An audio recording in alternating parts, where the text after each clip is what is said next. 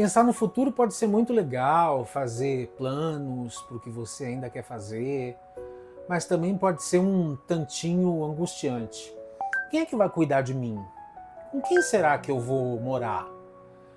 Será que os meus filhos vão cuidar de mim? Ou quando você não tem filhos, nossa, não tenho filhos, quem que vai cuidar de mim? Ou então há quem tenha filhos e não queira contar com eles, ou não ache que seja uma obrigação deles cuidar da pessoa, cuidar dos pais. É aí que entra a história dos imóveis nichados. Isso já é uma tendência em outras partes do mundo, mas no Brasil começa a dar os primeiros passos. E você, já ouviu falar em imóveis nichados? Deixa eu rodar a vinheta que eu já te conto.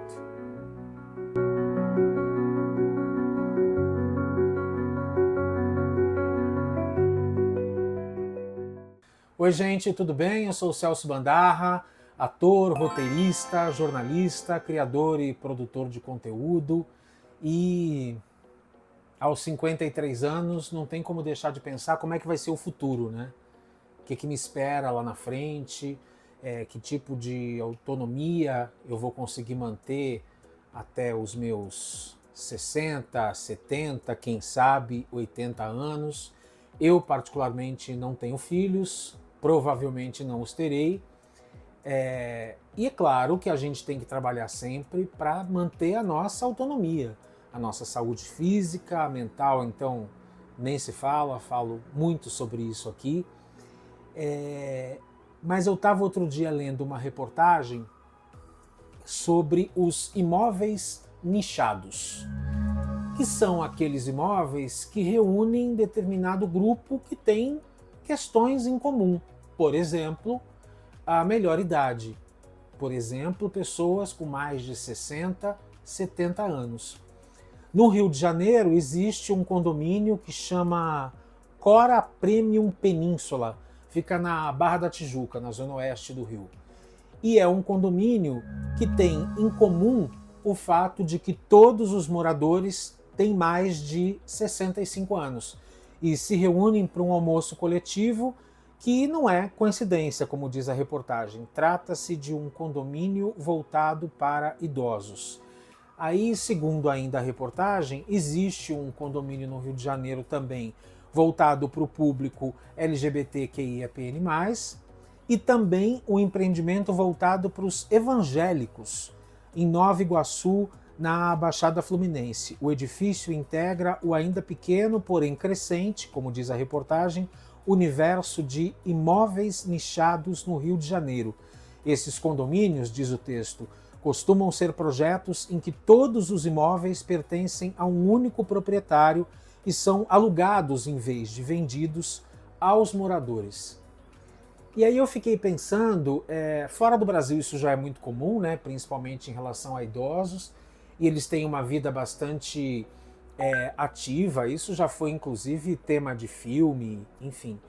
E eu fiquei pensando o quanto é interessante, de repente, já haver essa preparação, quando isso é possível, claro, tem gente que não tem condição hoje em dia nem de ter um imóvel, que dirá se mudar para um condomínio nichado, como eles estão chamando aqui, esse tipo de residência, esse tipo de condomínio, né? Mas como é interessante planejar para que a gente esteja entre os nossos pares, ou pelo menos num ambiente que seja mais favorável para a idade de cada um, né? Pensando especificamente aí em terceira idade, em melhor idade, em 60 mais, 70 mais, 80 mais. Porque eu imagino que no caso de um condomínio como esse, além de você conseguir promover, para quem quer, claro, essa integração, por exemplo, fazer um almoço coletivo e tal, eu imagino que por conta desse pensamento de nichar esses condomínios, que eles sejam condomínios, do ponto de vista estrutural, mais bem adaptados e que ofereçam melhores serviços para os idosos, né? Talvez, na verdade, no lugar de um playground, por mais que esse idoso possa receber os seus netos, que no lugar desse playground existam aqueles equipamentos de ginástica fáceis de fazer, que qualquer um consegue fazer, que a gente vê até em praças públicas, né? Que no lugar de uma brinquedoteca ou de uma biblioteca, você tem ali uma sala de massagem ou até uma pequena sala de fisioterapia ou de pilates, seja lá o que for. Eu fico pensando nessa oportunidade que alguns têm de conseguir viver essa experiência de estar em algum lugar em que as pessoas possam se sentir mais protegidas, mais atendidas e com gente que fale a sua língua, né? É evidente que é importante que todos se integrem, particularmente o idoso é um público que, pelo menos aqui no Brasil, a tendência que tem é de se isolar. Ah, o vovô não sabe, o vovô não consegue mais ir, a vovó não tem mais força para pegar isso, ai não, o vovô não vai nem lembrar de fazer isso.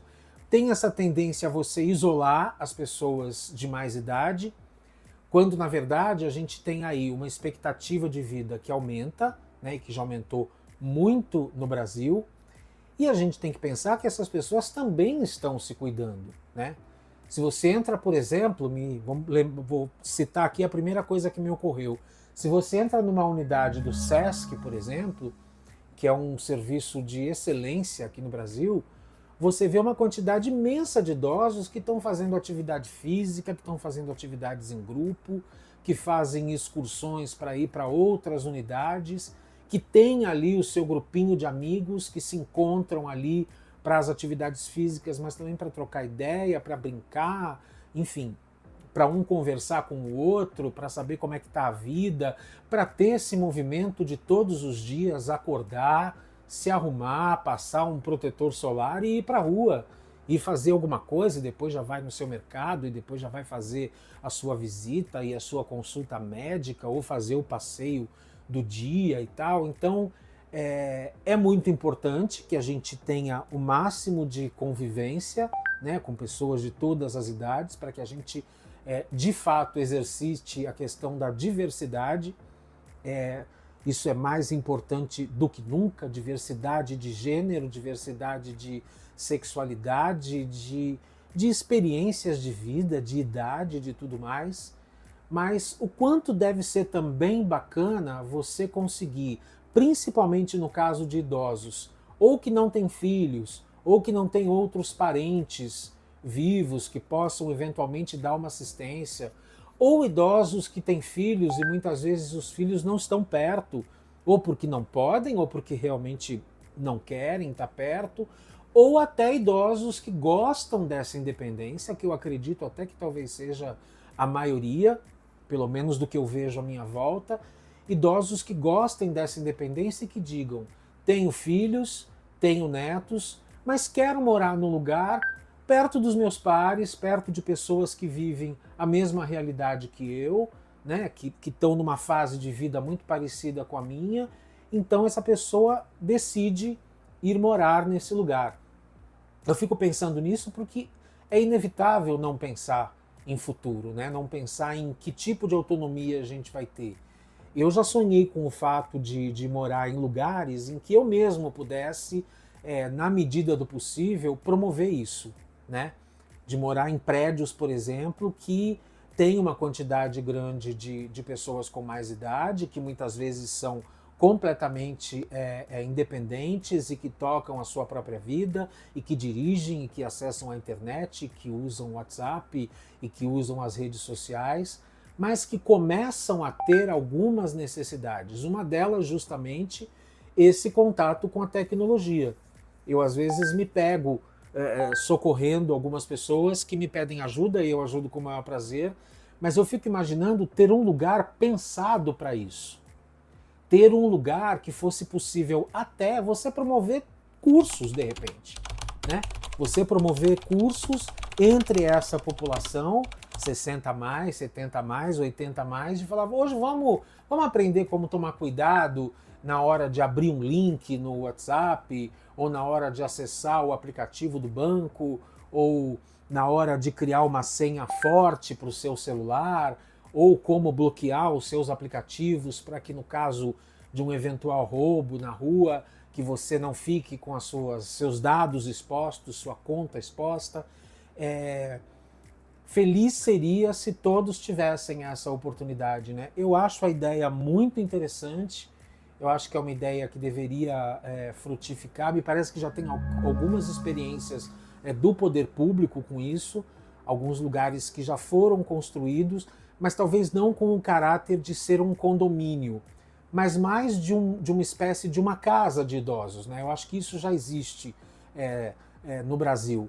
Mas essa expectativa de simplesmente criar um condomínio com pessoas que ainda estão autônomas e que ainda conseguem saldar as suas contas e pagar um condomínio, que não deve ser dos mais baratos também, é muito legal poder pensar nisso, né? E poder pensar que a gente pode unir autonomia, a gente pode unir vitalidade com essa segurança que um lugar com outras pessoas que vivem uma realidade muito próxima da sua, possam conviver e possam trocar, né? Independentemente da vivência que essas pessoas tenham e do trajeto que elas tenham percorrido até ali. O que você acha da ideia de repente, morar num condomínio nichado? Por exemplo, um condomínio em que reúna gente com uma idade parecida com a sua, para que possa ser ter não só uma adaptação legal ali e serviços específicos, como trocar ideia com esse público que tem uma idade muito próxima da sua. O que vocês acham? Digam aí para mim nos comentários, curtam, compartilhem se vocês acharem isso interessante. De repente, se vocês conhecem alguém que até se interessa pelo assunto, que pretende morar num lugar assim, que já tenha comentado com vocês, e ativem aí o sininho das notificações para sempre que chegar vídeo novo vocês possam assistir eles assim que eles sobem para o YouTube, tá bom? Um beijo para vocês, até quarta-feira que vem, tchau, tchau.